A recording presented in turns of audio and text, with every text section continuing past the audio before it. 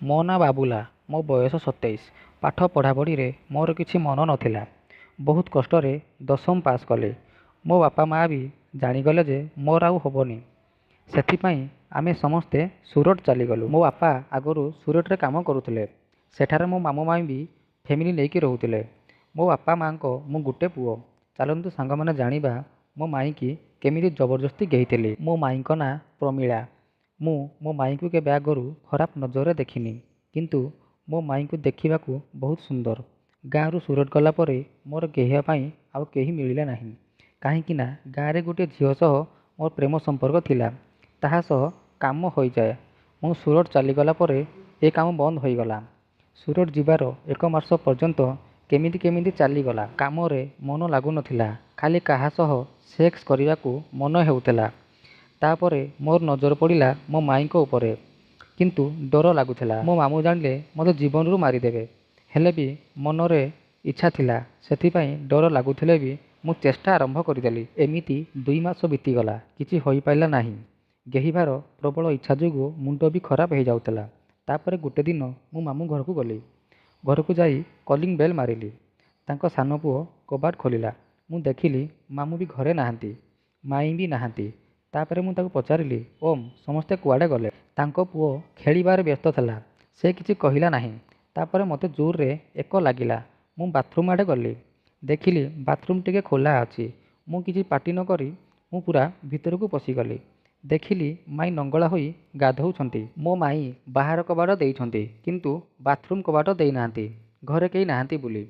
ମୋ ମାମୁଁଙ୍କ ପୁଅ ଛୋଟ ପିଲା। ସେ କିଛି ଜାଣି ନ ପାରି କବାଟ ଖୋଲିଦେଲା। ମୋ ମାଇଁ ବି କବାଟ ଖୋଲିବାର ଆବାଜ ଶୁଣିପାରିଲେ ନାହିଁ।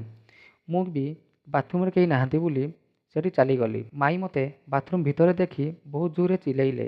ମୁଁ ବାହାରକୁ ଧାଇଁ ଆସିଲି। ମାଇଁ କପଡ଼ା ପିନ୍ଧି ବାହାରକୁ ଆସିଲେ। ଆଉ ମୋତେ ଗୋଟେ ବ୍ରହ୍ମ ଚାପଡ଼ା ମାରିଲେ। ମାଇଁ କହିଲେ, ତୋତେ ମଣିଷ ଦେଖାଯାଉନି। ବାଥରୁମ୍କୁ ପଶି ଆସୁଛୁ। ରହ ତୋ ମାମୁଁକୁ ଫୋନ୍ କରୁଛି। ମୁଁ କହିଲି, ମାଇଁ ପ୍ଲିଜ୍ ଫୋନ୍ କରନି। ପ୍ଲିଜ୍ ଫୋନ୍ କରନି। ମାଇଁ କହିଲେ, ଫୋନ୍ଟା ଆଣିଲୁ ତୋ ବାପାକୁ ଫୋନ୍ କରୁଛି। ମୁଁ ବହୁତ ଦିନ ହେଲା ଦେଖୁଛି ତୋର ଲକ୍ଷଣ କିଛି ଠିକ୍ ଲାଗୁନି। ମୁଁ କହିଲି, ନାଇଁ ମାଇଁ ସେମିତି କିଛି ନାହିଁ। ମୁଁ କେବେ ବି ତମକୁ ଖରାପ ନଜରରେ ଦେଖିନି। ମୁଁ ଜାଣିପାରିଲିନି। ସେଥିପାଇଁ ପଶିଗଲି। ମାଇଁ କହିଲେ, ରାତିରେ ତୋ ମାମୁଁ ଆସିଲେ କହିବି ତୋ କଥା। ମୁଁ ବାହାରି ଆସିଲି ଘରୁ। ସେ କବାଟ ଦେଲେ। ମୁଁ ବାଟରେ ଚାଲୁଥାଏ। ମୋତେ ଖାଲି ମାଇଁଙ୍କ ଲଙ୍ଗଳା ଦେହ ମନେ ପଡ଼ିଲା। ଗୋଟେ ଯାତ୍ରୀ ବିଶ୍ରାମଗାରରେ ବସିଗଲି। ଆଉ ଠିକ୍ ଭାବରେ ମନେ ପକେଇଲି କି ଦୁଧ ଗାଣ୍ଡି ବିୟାକୁ ଠିକ୍ ଭାବରେ ଦେଖିପାରିଲିନି। ଖାଲି କଳା କଳା ବାଳ ଦେଖାଗଲା। ମୁଁ ମୋ ବାଣ୍ଡକୁ ମାଡ଼ି ବସିଛି। ମୋର ଆଉ କୁଆଡ଼େ ମନ ଲାଗିଲା ନାହିଁ। ଖାଲି ମାଇଁଙ୍କ ଲଙ୍ଗଳା ଦେହ କଥା ମନେ ପଡ଼ିଲା। ତାପରେ ଭାବିଲି, ଭଗବାନ ବୋଧେ ଆଜି ଗେହିବାକୁ ମଉକା ଦେଇଛନ୍ତି। ହାତଛଡ଼ା ହେବନି। ମୁଁ ଜାଣିଲି ସେଇଟା ଭୁଲ। କିନ୍ତୁ ମୋ ମନ ଗେହିବା ପାଇଁ ପାଗଳ ହୋଇଯାଇଥିଲା। ସେଥିପାଇଁ ମୋତେ କିଛି ଦେଖାଗଲାନି। ତାପରେ ମୁଁ ଭାବିଲି, ଆଜି ଯେମିତି ହେଲେ ଖେଳ କରିବାଟା କରିବି। ତାପରେ ଚାଲିଲି ମାମୁଁ ଘର ଆଡ଼କୁ। ଡର ଲାଗୁଥାଏ। ତାଙ୍କ ଘର ପାଖରେ ପହଞ୍ଚି ଦୁଆର ପାଖରେ ଠିଆ ହେଲି। ବେଲ୍ ମାରିବାକୁ ସାହସ ହେଉନଥିଲା। ଏମିତି 7 ଥର କବାଟ ପାଖରୁ ଫେରିବା ପରେ 8 ନମ୍ବର ଥର ବହୁତ ସାହସ କରି ବେଲ୍ ମାରିଲି। ମାଇଁ ଆସି କବାଟ ଖୋଲିଲେ। ସେ କବାଟ ଖୋଲିକି କିଛି କହିବା ଆଗରୁ ମୁଁ ତାକୁ ଧକ୍କା ଦେଇ ଭିତର ପଟୁ କବାଟ ବନ୍ଦ କରିଦେଲି। ଆଉ ତାଙ୍କ ଗାଲରେ ଗୋଟେ ବ୍ରହ୍ମ ଚାପଡ଼ା ମାରିଲି। ଆଉ କହିଲି, ମୁଁ କହିଲି, ଘୋଡ଼ା ଗେହି ମୋତେ ବାଡ଼େଇଥିଲୁ।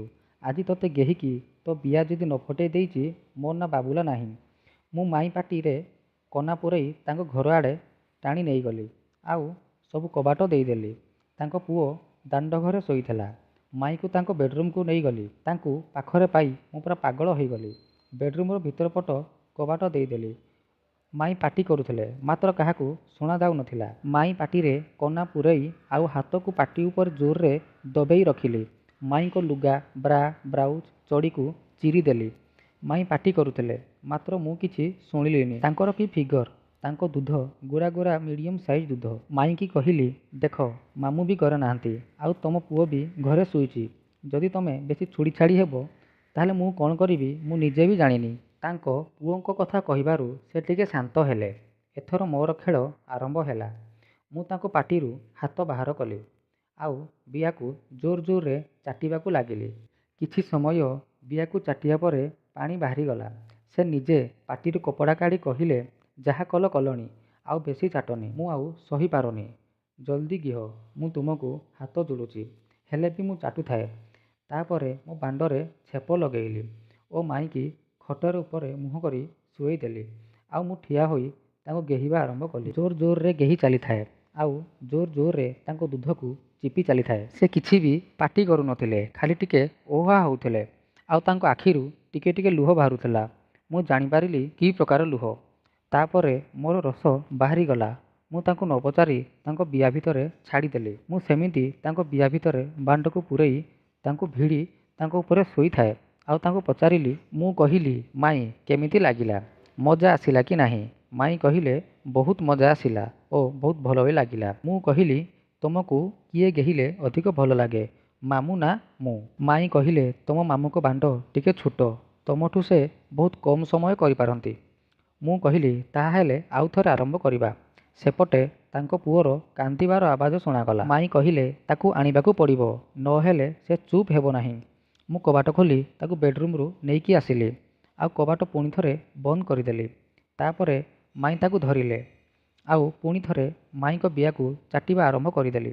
ମାଇଁ କହିଲେ, କ'ଣ କରୁଛ? ପିଲାଟା ଅଛି।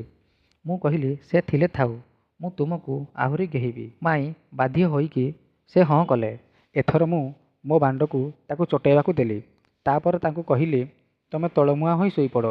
ସେ ଖଟ ଉପରେ ଯାଇ ଶୋଇଗଲେ। ମୁଁ ତଳେ ଠିଆ ହୋଇ ତାଙ୍କ ବିଆ ମୁହଁରେ ମୋ ବାଣ୍ଡକୁ ରଖିଦେଲି ଆଉ ଗୋଟିଏ ଜୋରସେ ଧକ୍କା ମାରିଲି। ସେ ପୁରା ଚିଲେଇ ଉଠିଲେ ଆଉ କହିଲେ, ଜୋରରେ ଘିଅ, ଆହୁରି ଜୋରରେ ଘିଅ। ମୁଁ ପୁରା ପାଗଳ ହୋଇ ତାଙ୍କୁ ଗେହି ଚାଲିଲି। ତାପରେ ମୁଁ ଶୋଇଲି, ସେ ମୋ ଉପରେ ଶୋଇଲେ ଆଉ ମୋତେ ଗେହିଲେ। ମୁଁ ତାଙ୍କ ଦୁଧକୁ ଜୋର ଜୋରରେ ଚିପୁଥିଲି ଆଉ ତାଙ୍କୁ କିସ୍ ବି କରୁଥିଲି। ଓଃ, କି ମଜା! ମୋ ଜୀବନରେ ଏତେ ମଜା କେବେ ମିଳିନଥିଲା। ତାପରେ ମୁଁ ପୁଣି ଥରେ ତାଙ୍କ ବିଆ ଭିତରେ ମୋର ବୀର୍ଯ୍ୟ ଛାଡ଼ିଦେଲି। ପୁଣି ତାଙ୍କୁ ଧରି କିଛି ସମୟ ଶୋଇଗଲି।